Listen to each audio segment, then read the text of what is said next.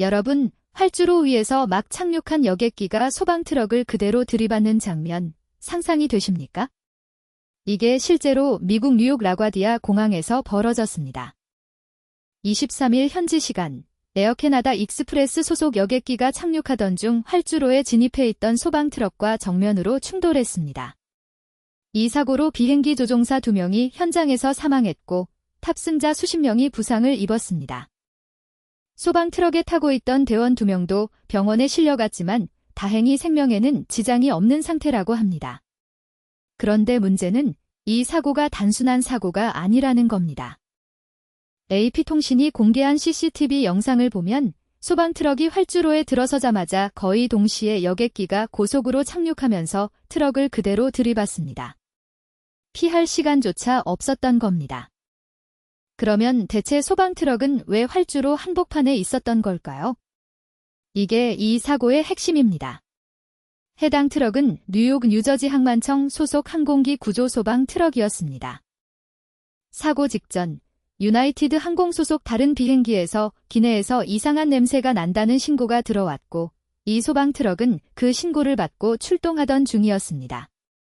즉, 구조를 하러 나갔다가 사고를 당한 겁니다. 그런데 여기서 더 충격적인 사실이 나옵니다. 항공교신을 실시간 공개하는 사이트 liveatc.net에 사고 당시 녹음 자료가 올라온 겁니다.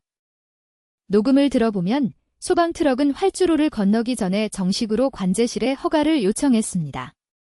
그리고 관제실은 통과해도 좋다고 허가를 내줬습니다. 절차대로 한 겁니다. 그런데 허가를 내준 지 얼마 되지 않아 관제사가 갑자기 다급한 목소리로 정지하세요. 정지하세요를 여러 차례 외칩니다. 이미 여객기가 착륙하고 있다는 걸 그제서야 인지한 겁니다. 하지만 이미 늦었습니다. 그리고 약 20분 뒤 녹음에서 한 목소리가 이렇게 말합니다. 아까 비상 상황을 처리하고 있었다. 내가 실수했다. AP통신은 이 발언을 관제사가 자기 잘못을 인정하는 것으로 해석했습니다. 정리하면 이렇습니다. 관제사가 소방트럭에게 활주로 통과를 허가했는데 동시에 여객기가 착륙 중이라는 사실을 놓친 겁니다. 비상 상황 대응에 정신이 팔려서 가장 기본적인 확인을 빠뜨린 셈이죠. 이 사고가 단순히 안타까운 사고로 끝나지 않는 이유가 있습니다. 미국 항공관제 시스템 전체의 구조적 문제가 수면 위로 떠오르고 있기 때문입니다. 미국에서는 이미 수년째 관제사 인력 부족 문제가 지적돼 왔습니다. 과로와 인력난 속에서 관제사 한 명이 동시에 처리해야 하는 업무량이 과도하다는 비판이 끊이지 않았죠. 이번 사고로 에어 캐나다를 비롯한 관련 항공사들의 주가와 보험 문제도 주목해야 합니다. 사고 원인이 관제탑 과실로 확정될 경우 공항 운영 주체인 뉴욕 뉴저지 항만청을 상대로 대규모 손해배상 소송이 이어질 가능성이 큽니다. 현재 미국 국가교통안전위원회 NTSB가 조사팀을 현장에 파견해 본격적인 원인 조사에 착수한 상태입니다. CCTV 영상, 교신 녹음, 블랙박스 분석이 모두 진행될 예정입니다. 한 가지 확실한 건 이번 사고는 단순한 개인의 실수로 끝날 문제가 아니라는 겁니다.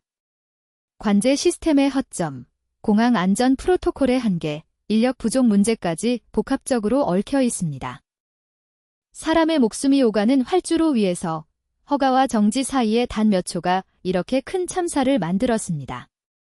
앞으로 NTSB 조사 결과가 나오면 미국 항공안전체계 전체가 흔들릴 수도 있습니다.